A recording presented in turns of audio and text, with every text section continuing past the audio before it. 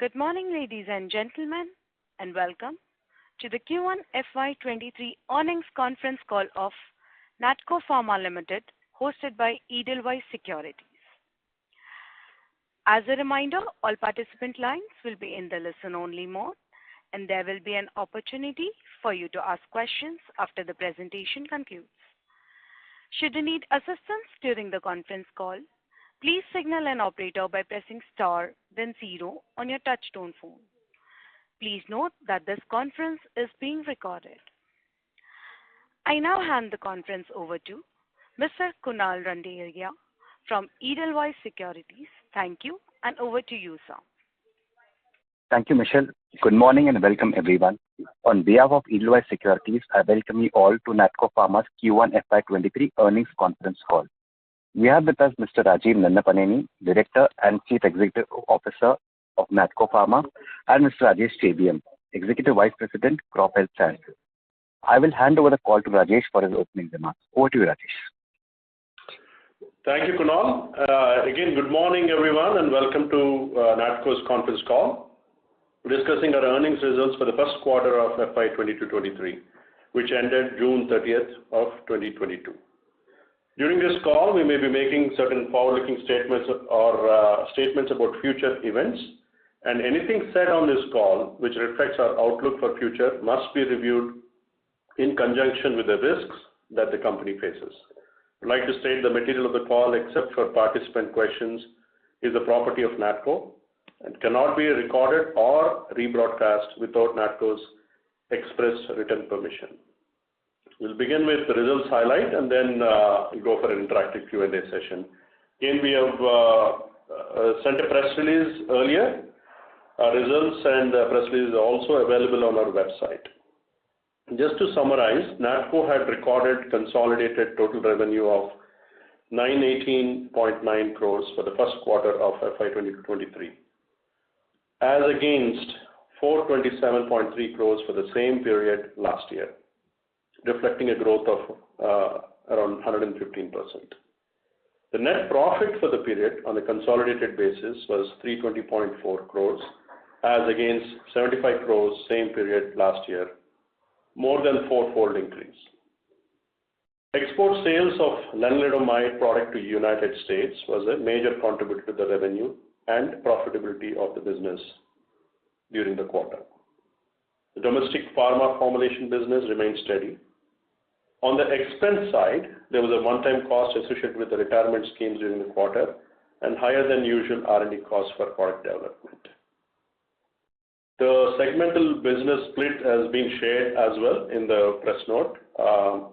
We will go for Q&A and we'll address your questions. Thank you. We'll take the first question. Thank you very much. We will now begin the question and answer session. Anyone who wishes to ask a question may press star and 1 on their touch-tone phone. If you wish to remove yourself from the question queue, you may press star and 2. Participants are requested to use handsets while asking a question. Ladies and gentlemen, we will wait for a moment while the question queue assembles.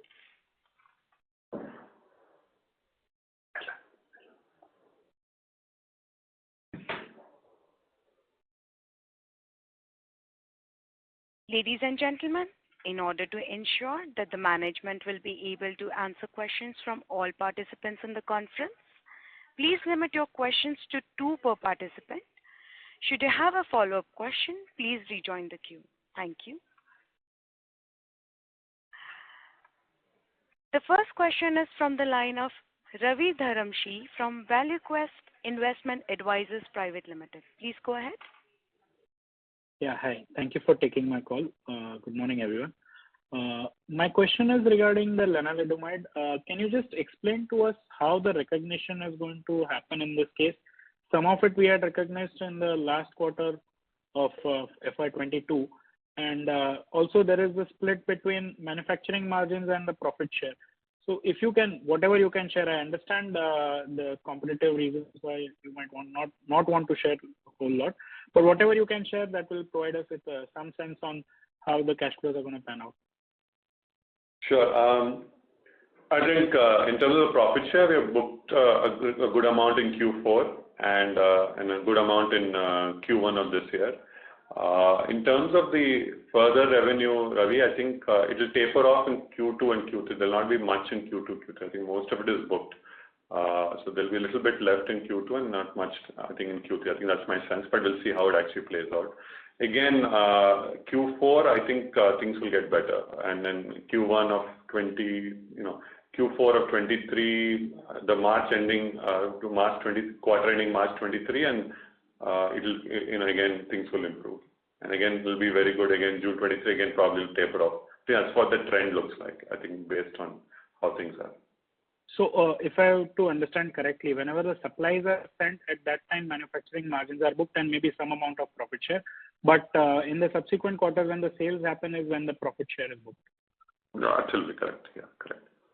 Okay. Okay. My second question is on the Copaxone. If you can just give us some sense on what are the trends in terms of volume and pricing. I think our guys are doing well. I think I don't remember the market share that we have, but I think we are 40s or close to 50 if I recollect, but I don't remember the exact number. But it's steady state. I think overall volume has dropped a bit on Glatiramer because a lot of the product has moved to the oral, as you're aware. But I think for whatever size of Glatiramer that is there, I think we're doing very well. And it's been a steady state product and it's doing well. Okay, thanks. I'll get back in the queue for further questions. Yeah, thank you, Ravi. Thanks. Next person, please. Thank you. The next question is from the line of Ankush Agarwal from Surge Capital. Please go ahead. Yeah. Hi, Rajiv. Thank you for taking my question and congrats on a great set of numbers. So firstly, on Revlimid again. So wanted some sense on, how do you see Revlimid growing for NATCO post, the first initial launch here? The reason I'm asking this is in terms of volumes, if we say that a volume quota is going to increase from mid-single digit to 1/3 over the next 4-5 years, so naturally the volumes are going to expand multiple. So based on that, do you think Revlimid from the first base year for us in terms of value will grow, or do you expect that it will largely be stable in the next couple of years, given how the market develops? I say again, I don't have all the information, but I think my understanding is that other generics are coming in a staggered manner. So I think our expectation is that, again, until the market formation happens, you can't really tell. But yeah, I think our expectation is it will do well for the next few quarters. I think we have good visibility. And I think, as you rightly said, we should get more market share with time, and I think we should do well. I think that's our expectation. Okay. Got it. Secondly, Rajiv, I think a couple of years back, we had this guidance of 1,400 crores of PAT in FY22, which obviously didn't pan out because a lot of things didn't play out. But now, since things have started moving back, so any color on if we will be able to achieve that number sometime in the future? I think, that assumes few things. I assume that, that the profit share that we had will be booked in March, but we booked it over, in 23, I think. So okay. That sense, it has not panned out. But still, we're not met the 1,400 number, clearly. We are not. And I think that primarily is driven by the fact that the agro hasn't panned out and our domestic has not done too well. I mean, that's the reason why I think we're unable to meet. I think these two things we need to address. Now, let me start with domestic. I think domestic is steady, but I think we have money in the bank, and I think we are looking at different acquisitions. Hopefully, we're able to strengthen our domestic with an acquisition. I think that's something that we're looking at. Agro, we'll just share an update. The patent expires on August 13th of 2022. And we also mentioned in the last conference call that we got sued for a process patent, which is about, I think, around 25. I think December 25 has been the dating. So so now what has happened is the judges appointed a third-party expert to look at whether we are infringing or non-infringing. I think we have taken a position that our process doesn't infringe their patent. And they have asserted that, no, we are infringing the patent. So they have appointed a third-party expert. So they have appointed 2 experts. So their opinion is expected. And we've been told not to launch till the next date of hearing, which is scheduled, I think, around August 22nd. So subject to a resolution, a favorable resolution, of the dispute with FMC, I think we are very excited about the opportunity that this product presents. So, but I think it will play out in the next few weeks. Hopefully, we'll get a favorable order, and we'll take it from there. And the domestic, I just said, I think we need to, see what we should do on an acquisition side. But I think, see what has happened in the business. I mean, I'm giving a general industry point about generics is that the market has become extremely competitive, and nobody is willing to let go market share. So, you'll only get growth either by acquiring market share, by buying an asset, or you do a new launch. So I think that's a challenge in our business today, and I think that's the challenge that we'll see in the future as well. Yeah. Thank you. Thank you. I'll get back in the queue for that question. Thank you. Yes, sir. Thank you. The next question is from the line of Ahmed Madha from Unifi Capital. Please go ahead. Yeah, thank you for the opportunity. So I have a question that last quarter we quantified that we are left with 70-75% of the volumes for Revlimid.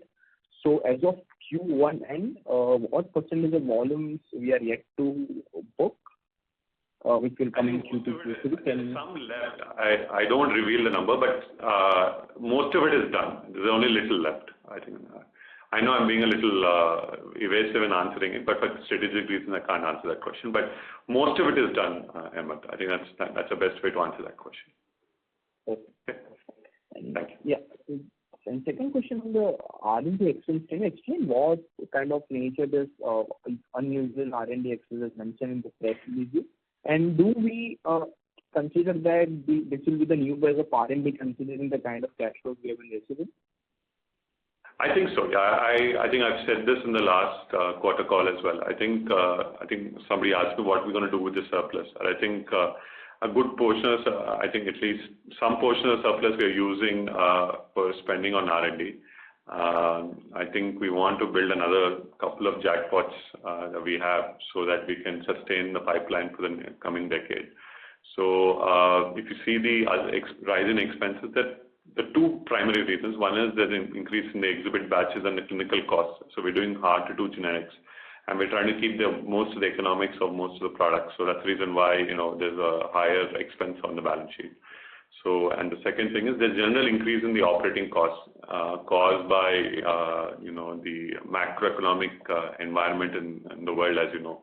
I mean, we've seen a dramatic increase in fuel prices, furnace oil, coal.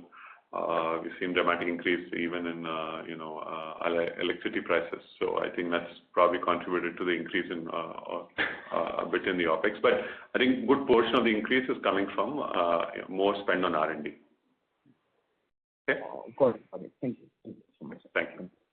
Next person, please. Thank you. The next question is from the line of Hiral from Moneytix. Please go ahead. Good morning. Thank you for the opportunity and congratulations for the good set of numbers. My one question is that if I see the quarter-on-quarter performance compared to March 22, the June 22 numbers, revenue has increased for more than 30-35%, while the cost of material consumed has gone almost half from 193 crore to 95 crore odd.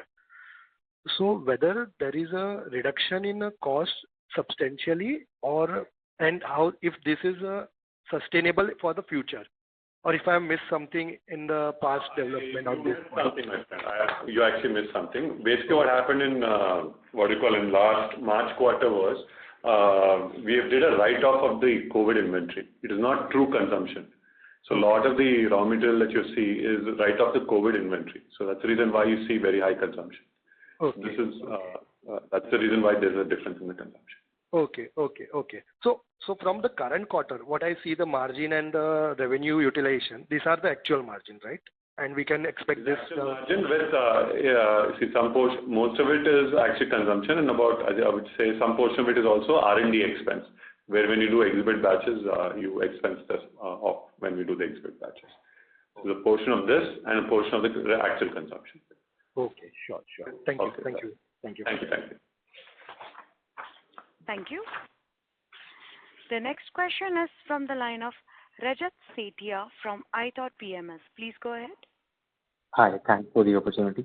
So just one clarification. Did we say that when we said that we have booked most of the numbers in quarter one itself and nothing much will come in quarter two and quarter three, and the cycle will begin again from quarter four? Did we refer to the manufacturing margins there or the profit share from Revlimid sales? We refer to the, you mean for this year you're saying or for last? Okay, I'll tell you, let me clarify. The profit share for the launch we booked in Q4 of last year and Q1 of this year so far. Okay, and one gentleman asked me how much of the profit share is still left. I said most of it is done, little bit is left. That will be booked in Q2 or Q3 of this year. And the manufacturing also will be booked in the next few quarters. But the majority of the profit share will get booked when we get to launch the new quantity Q4 and Q1 of next year in 23. Okay. So, sir, a question here. So it means basically we have sold, we are given a annual volume permission to sell some certain number, and we have probably sold most of that already in the first 5-6 months. However, if we look at the BMS sales reported in this quarter, they have actually grown. So how is that possible? I mean, we have taken away some share from them for sure. In fact, more than our permitted share in the first 5-6 months, and we will not sell much in the next 5-6 months, and that's how we will reach to our annual quota. However, we have taken some share from them, but they have also grown in the first in this quarter on Q&Q basis. So how is that possible? Not able to understand. I think there's a general growth in the molecule. Again, I have not looked at BMS's statement, so I can't qualify. I can only tell you what I have done. It's very hard for me to judge what BMS has declared. But I think the only logical sense is possibly the size has grown. But again, I can't answer your question. Okay, sir. Thank you. Okay. Thank you for that. Thank you. The next question is from the line of Ritika Agarwal from ValueQuest Investment Advisors Private Limited. Please go ahead. Hi, sir. So last quarter you had indicated there's this 85 crore of agro inventory currently in your balance sheet, and you classified that as a risk. So in the current quarter, of course, you said that you are upbeat on it and expect a favorable outcome. But what is the worst case scenario? What if we do not receive a favorable outcome? What triggers this risk? Good question. We've not made an assessment yet, but what I can tell you is, for loose closure, we'll tell you what we're dealing with. I think I just got an update on the inventory. So the total inventory in agro is about a little over 100 crores. I think that's the current 108 is what I understand. So it is reflected in the inventory of the books. Okay. So and there is also an investment on the facility, so which is about 165 crores. I think that is the total investment in the facility. The question now is, what will happen if you get an adverse verdict? I think let's wait for the lower court verdict, the single judge verdict. And even if you're unhappy or if they're unhappy with the verdict, they'll definitely go to a DB. So I think we'll make the assessment in this financial year. So, and what to do, and so if everything goes well, then I guess we don't have to provide. But and I think if you're not getting clarity, then we have to make a decision on what to do. So, but these are the numbers, and what to do and all. I think we'll let's wait for the clarity, and I think we'll make a decision. But yeah, I think that's where we stand. Okay. So, sir, what you are saying is, could we expect that these inventory might expire and we may have to write off if things do not fall in the correct place? I think I don't want to answer that question now. Let's wait for the court to decide, and I think let's see how things go, and we will update you, I think, when we have to make the decision. But I think I don't want to answer your question at this time. But I gave you the broad numbers of what we are holding, and I think that's adequate disclosure at this time. Yeah. Sure, sir. So So also last quarter, our inventory was 760 crores. Could you update what is the current inventory?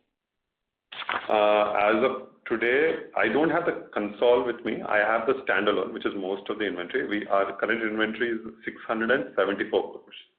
And this includes the agro inventory of 110 or 108, whatever that number is. Yeah. Sure. And lastly, what is our cash and cash equivalents currently on the balance sheet? Okay. Rajesh, do you want to answer that question? Yeah, Ritika. So as of today, it's about 1134 crores is the cash equivalents. And total borrowings is about 168. Of that, about 108 is foreign bill discounting, and about 60 crores in capital borrowing. Okay. Got it. Thank you so much. Thank you. The next question is from the line of Prakash Agarwal from Axis Capital. Please go ahead. Yeah. Hi, good morning, sir.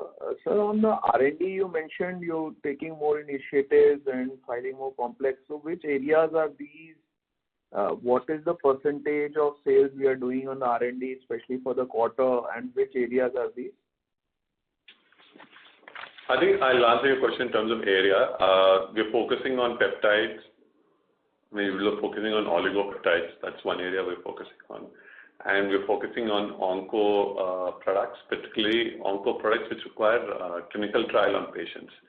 So I think these are the niche areas that we're focusing on. As a percentage, I don't have the number on hand, Prakash, so I can't answer that question. But I think we are spending reasonable amount of R&D, which is reflected in the costs. Okay. Next question, please. And how many of the filings we've already done, or all of these complex filings are still WIP? I would say some we have done, and some are WIP. So we're targeting about 8 to 10 this year. So I think what we are spending now are in WIP, most of them. Okay, understood. And you mentioned about, the most of the profit and supply of the goods of Revlimid is largely booked. So how do you expect the run rate for the export formulation business going ahead for the second half of the business? So you expect a drop there, or? I think lenalidomide contribution in Q2 and Q3 will be minimal. Yes, that's correct. We'll have the numbers without lenalidomide. Otherwise, our run rate is different. I'm sorry? What is our normalized run rate, base business run rate? I don't want to answer that question. So I think we will, because there will be some element of lenalidomide also there. I don't want to answer that question this time. Yeah. Okay. And for the India business, you mentioned that you're trying acquisition, new initiatives. So if you could talk about a little more on that. We're looking at different assets. I think we said that in the last quarter call as well. I think there are a lot of assets available now. So we're weighing different options. And hopefully we'll be able to close the transaction in this financial year. Any particular areas you're looking at? I don't want to answer that question. We're looking at all areas. But I think once we consummate a deal, definitely we'll definitely. Why I ask is because our focus area has been, highest MR productivity. With less MR, we get quite good amount of sales, those kind of portfolio. So is it similar, or we are coming into the broad IPM? We have to come into broad IPM, Prakash, because otherwise we'll not have growth. I think there's a limitation to my niche portfolio. I think we've done well with the portfolio, but there's a limitation to how much we can grow in that segment. We have to go into a more GP, CP, cardio, gynec, anti-infective. I mean, the area is very wide. I mean, because for us, because we're not present in any of the mass segments, so any segment could be interesting as long as we're able to get some synergy where we use that segment with the acquisition and bolt a couple of our own R&D products so that we're able to get the synergy. So we are open to any segment as long as we see that there's potential here. Okay, great. Thank you. All the best. Thank you. The next question is from the line of Surya Patra from Phillip Capital. Please go ahead. Yeah, thanks for this opportunity and congrats for the good set of numbers, sir. Sir, just a couple of clarification. See, regards this Revlimid, this volume limited condition, whatever that is there for the period. So how rigid is that, and whether the volume condition is for the annual condition or it is periodic, like quarterly, one should be having that mid-single digit kind of number. Some clarity if you can. It's an annual number, sorry. It's an annual Okay. number. Okay, so that means one can be having a larger number in the initial period or whichever part of the period, and in other period it could be lull.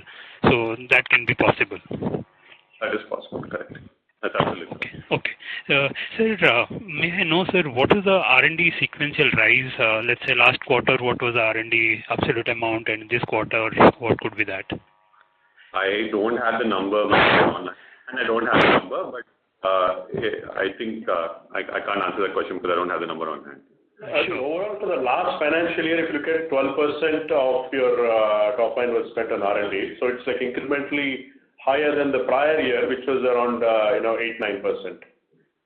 Okay. Okay. So my point of what I was trying to draw here, so see, basically, sequentially, if I see the formulation export growth, it is near about 360 odd crore kind of incremental business sequentially, and at the EBITDA level, let's say if I adjust for the previous quarters for the adjustments of inventory and all that, and this quarter's this voluntary VRS payments, so then there is a 330 odd crore kind of sequential improvement at the EBITDA level. So if I just having limited information, just think that okay, the majority of this sequential revenue rise is led by Revlimid contribution, and same is the kind of or majority of the EBITDA contribution is also from that only. Then the profitability of this product looks really great. It is beyond anybody's expectation in terms of margins for this revenue stream. Whether I'm right in thinking that way, or if you can give some sense.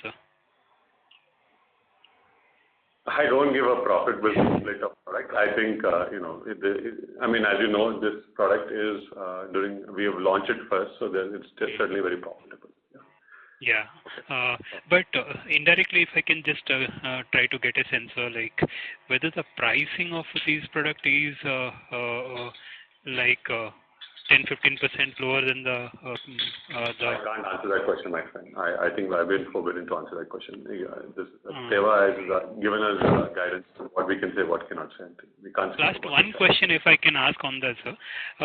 So is it a 50-50 revenue sharing or it is a profit sharing? One-third. It's only 30%. Okay, revenue or profit, sir? Profit. So that means we would be booking partial revenue at the time of this thing? Partial revenue when you send the raw material, and the profit is booked as and when it's accrued. Sure. Okay, sir. Okay, yeah. Thank you. Next person. Thank you. The next question is from the line of Danish Mistry from Investor First Advisors. Please go ahead. Hi, thank you, Rajiv. And just one question I had is that on domestic business, which is there, you mentioned that last time there was some pricing pressure, especially on core side. So is that past us? Number one. Number two is that are we seeing any volume growth or pickup in that piece? And number three is that in terms of our U.S. business or export, U.S. business X Revlimid, I think last year maybe some of our influenza business was not doing well because of masking. But any sense on whether you see that improving in the coming year? That's it from my end. Thank you. Okay, your first question is on the U.S. business environment, and what is the second question? What is the first part of your question? The first part was essentially in the domestic onco business. You mentioned that there was some pricing pressure last time in the last quarter. So is that kind of past us? Are we seeing volume growth coming back? I think it's stable.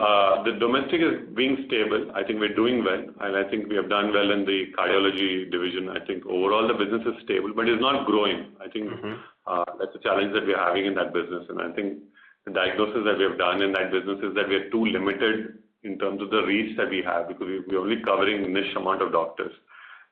Even our core business is covered by only 300 reps. So which is not, even if they are covering about 150 doctors on average, we're not even covering a tip of the iceberg of the whole, the ecosystem of doctors. I think one of the biggest changes that we need to make is, cover a larger segment. So we started a new segment now, which will give us a mass coverage. So now we're slowly ramping up the reps. So, but again, it's a very slow business. Unless you do an acquisition where you have a basic portfolio, then it doesn't allow you to cover larger segments. I think that's what we need to fix, and that's what we intend to fix in the next few quarters. So that's on the domestic. Regarding US is, it's a tough business. That's the only way I can answer that question. I think you need to have a good launch or a niche product. Otherwise, it's very difficult to make money in the US. And that's the way it works. And the way the market is set up, that's the only way you can do it. So I think, does that answer your question? Just one question. I think you've been very clear on that. But in terms of the other parts of our business, Revlimid in the US, the last few years we had this whole influenza thing not working out because of flu season. I'm sorry, I missed that question. Yeah. Influenza business also is gone, Dinesh. I don't see it coming back at all. We'll book sometimes some revenue, but the margins are very low. It's nothing exciting where I can come back and tell you that they'll make a substantial dent on EBITDA. Ask me, the whole Tamiflu thing is dead. I'm not saying I don't sell Tamiflu. That is the way I will not deny that. But it's a very commodity product. There's nothing special about it. Got it. Does that answer your question? Yeah, it does. It's very clear. Okay. Thank you so much, Rajiv, and we wish you the very best of luck, especially for your court case. Thank you. Okay. Thank you. Next question, please. The next question is from the line of Sameer Shah from ValueQuest Investment Advisors Private Limited. Please go ahead. Yeah, I had two questions from my side. One, on the rest of the world geographies, what are the things, say, next 2-3 years to look forward to? I think Canada is doing well, but if you can give some more color on the other markets. Yeah, sure. So I think in the earnings, I think we did about, in Canada, we did almost 9 to 10 million Canadian last quarter. So we've done well in that particular subsidiary. Just give the exact number, just give me a moment.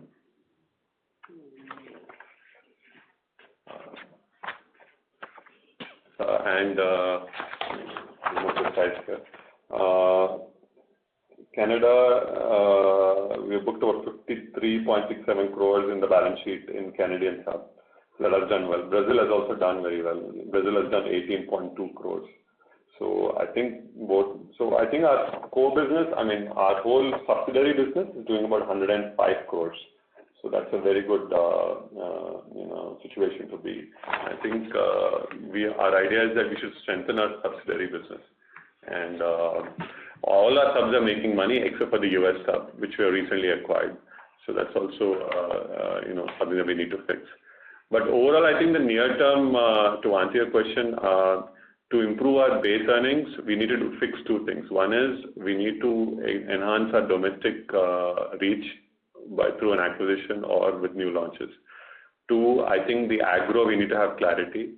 Three, our US sub, where we're launching our own products, that also has to start making money. So US, my sense is, will lose money for the next 1 year, 1.5 years before it stabilizes. So next year, I think our expectation is like 24 financial year, I think we should be able to see some clarity there. Agro, we're waiting. So once the court verdict comes. And domestic, as I said, I think we're looking at different options. But yeah, I think acquisition and domestic growth is what's these are three major things we need to focus on. Okay. And secondly, on the agrochemical piece domestically, while we understand, this CTPR, whatever is happening, that we are very clear. But apart from that, if you can, whether pheromones or everything else, what are the other things that we are targeting, if there is some color on that? Pheromone is something that we are running right now. We have this product for PBW, pink bollworm in cotton.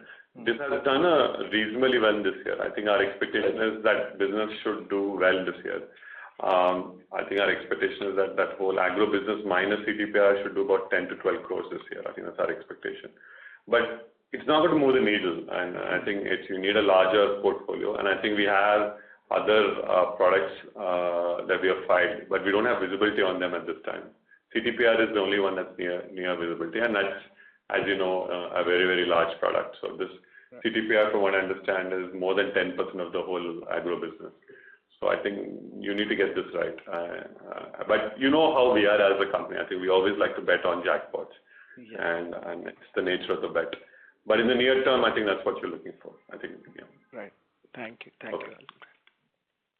Thank you.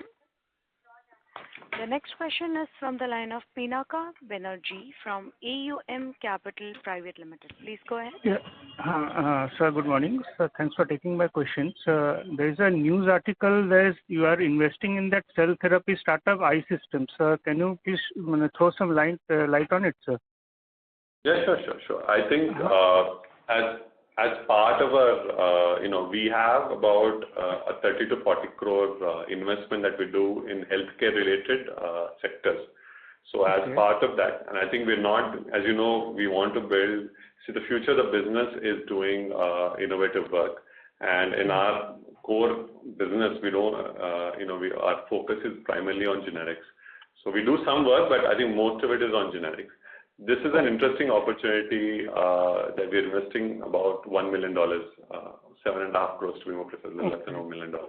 And this startup is doing some work on macular degeneration. So I think it's a very interesting niche portfolio, but it's a very minority single-digit share. It is nothing substantial. It is just part of our larger portfolio, just to get a feel of what's going on in the ecosystem. So we do these investments just to get a feel of the ecosystem. Yeah. Okay, sir. Sir, next question is, sir, actually agrochemicals has been just a minuscule part of your revenue now. So actually, sir, are you contemplating any ways to actually increase this revenue share, considering the fact that you have a number of stiff competitors in the Indian market also, both national as well as international? I think we are. I think we're looking at acquisitions in this space, and we're also looking at some success in our product launches.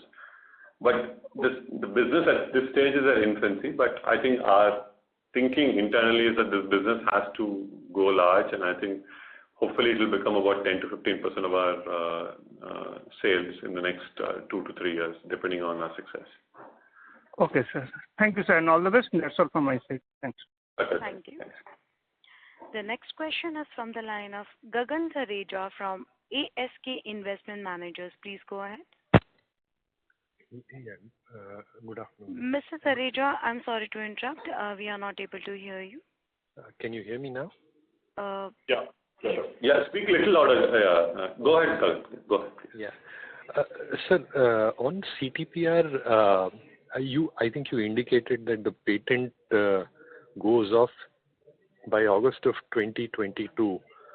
So irrespective of the litigation, you should be able to launch one way or another, right? No, I've answered that question, Gagan. I think you missed the answer. I'll just tell you this again. The patent of the product goes off on August 13th, 2022. We have been sued for a process patent, which is how to make CTPR through a process for a patent which expires in December 25. We are telling the court that we are not following their process. We have a non-infringing process. So the court has said that court has appointed a third-party expert to evaluate what our process is and compare it with their process, and it has listed the matter on August 22nd, and we are awaiting the expert opinion. And once we get a favorable outcome, we'll be able to launch the product. I think that's what I said. But does that mean that other companies can potentially come in and launch their product post 13th of August who would not have challenged?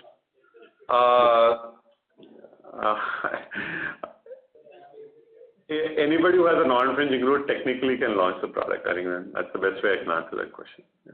Okay, I get it, sir. So the second question is, On the domestic sales, you indicated that it's not grown year on year. And if I look at, one of your competitors, AstraZeneca, who has a oncology portfolio in India, they have grown, significantly over the last 3 years.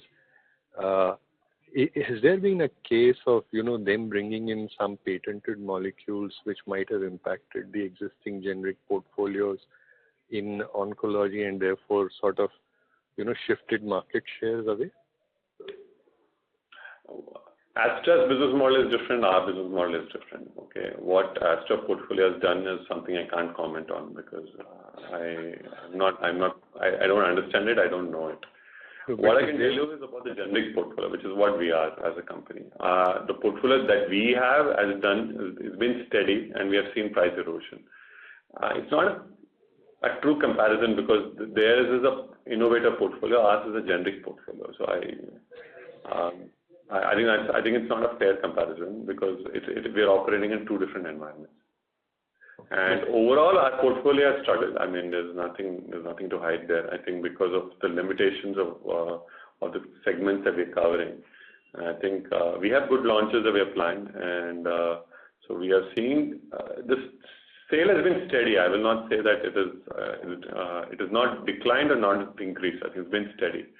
And I think our idea is that we need to launch new segments and consolidate that segment. Okay. And so final question on US, if I can. I mean, a lot of your peers have indicated, continuing double digit, in fact, mid to high double digit sort of a base price erosion on their generic business. What has been your experience on your portfolio, and what has been, the year-on-year sort of performance for your base portfolio in US?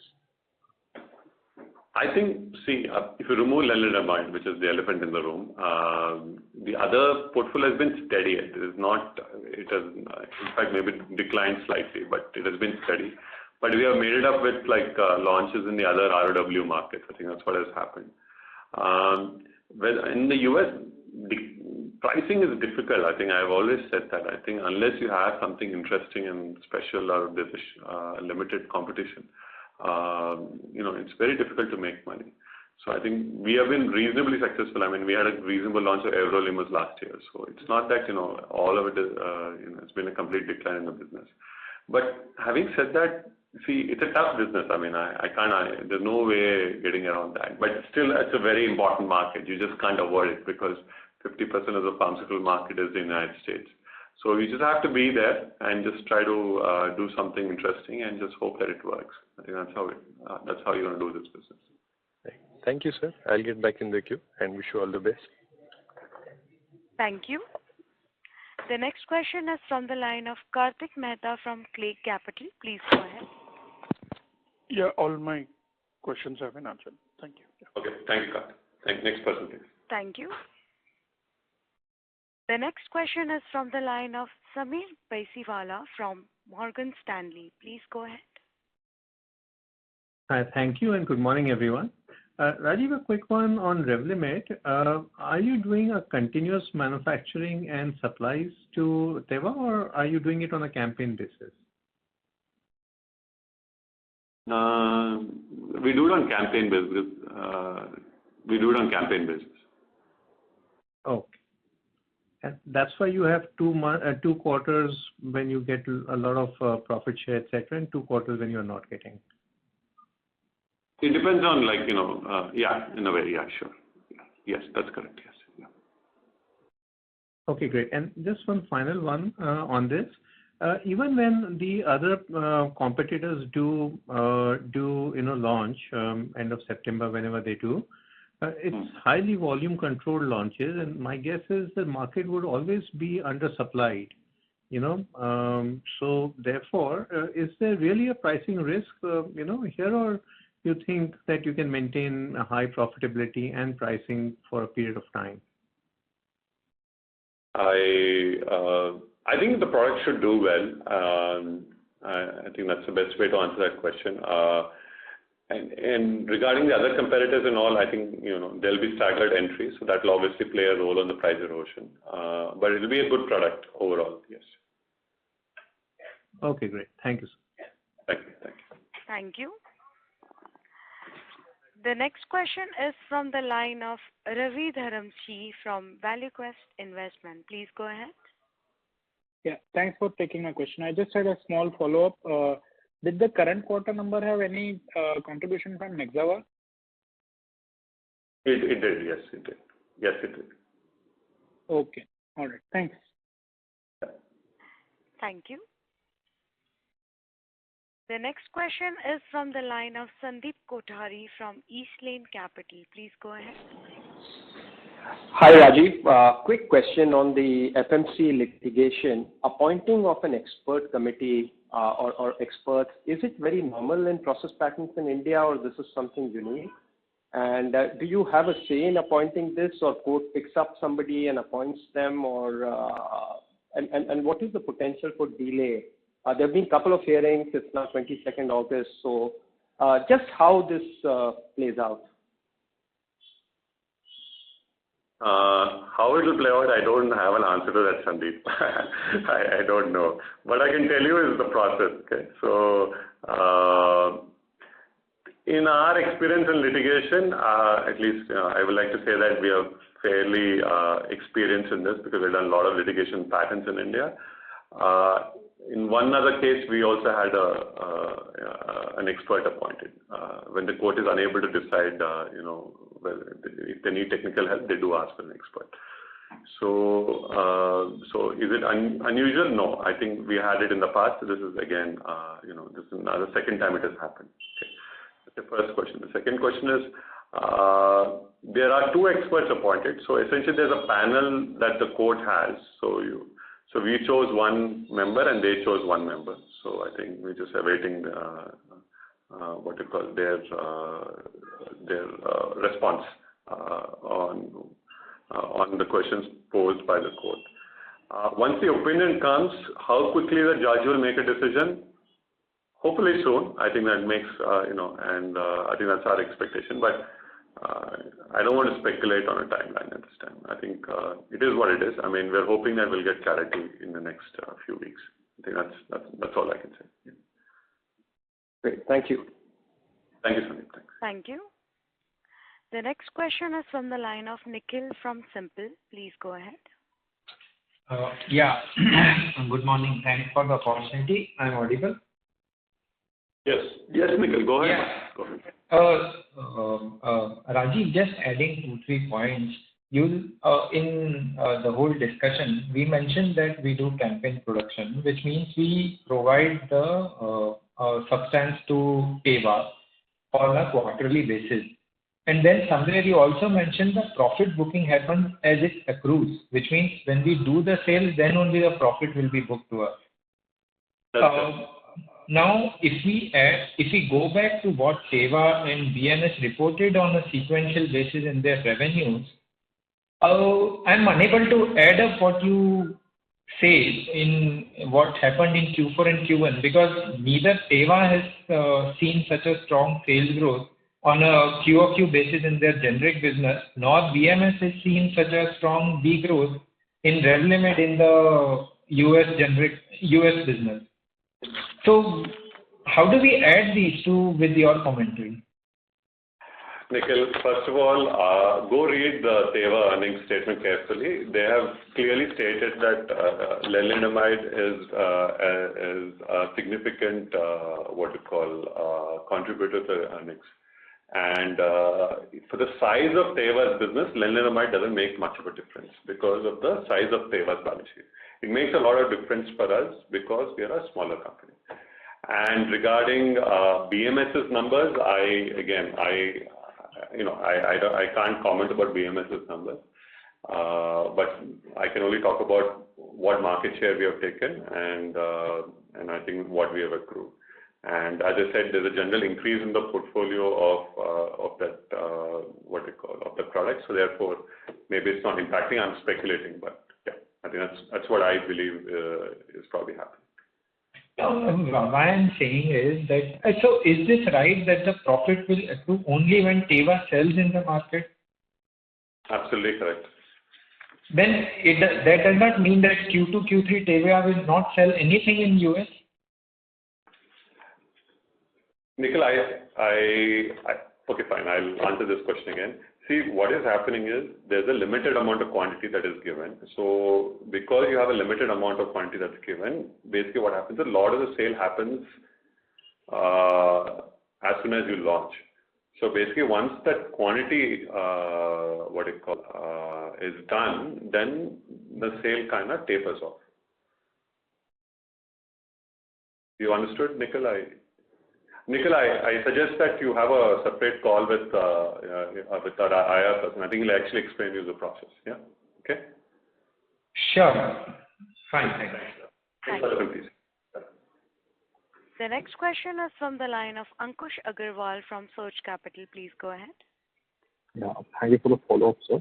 Rajiv, so on domestic acquisition that we've talked about, so would it be possible for you to quantify in terms of what kind of size we are looking at? So, for example, currently we have this 1,000 crores cash, so it will be around that number. It could be materially higher given that the kind of cash flow we will be getting. We're looking at any good opportunity. So I don't want to comment on the size, but I think we have to start somewhere. So anything in the 100 to 200 crore sales range would be interesting to start with.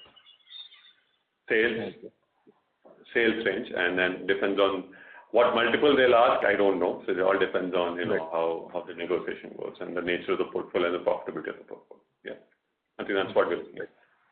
Got it. And secondly, on the CTPR again, so you mentioned that the first this is the case on the lower court, and then they might again appeal to the tribunal and all that stuff. So don't you think there's a material risk that this could keep getting stretched, and the opportunity for us by the time we're able to do it is not really there? I think, it's not a tribunal, it's a high court. So basically what happens is typically a single judge will give an order, and whoever is aggrieved will go to the double bench.